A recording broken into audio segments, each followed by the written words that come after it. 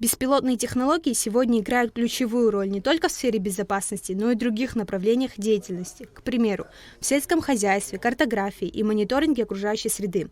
В течение недели представители Белгородского государственного университета проводили в Гагарском лицее-интернате лекции и знакомили учащихся с работой беспилотных летательных аппаратов и 3D-моделированием. Это симбиоз программы, которые позволяет уметь классифицировать, уметь составлять эти беспилотные летательные аппараты, а также делать возможные запасные части, делать рамы, изготавливать, работа на 3D-принтере. И это, думаю, поможет им в дальнейшем для того, чтобы вот этот фундамент, который мы заложили, это вот первый, будем говорить, кирпичик, который мы положили для того, чтобы уже в дальнейшем развивать их способности и интерес к инженерии.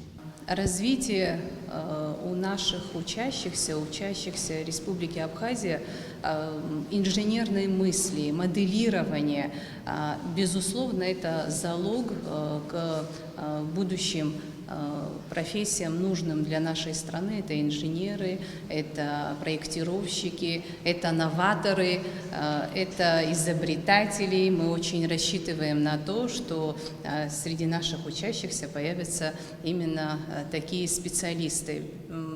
В будущем я очень верю в то, что среди наших учащихся найдутся те, которые внесут большой вклад в развитие экономики Республики Абхазия.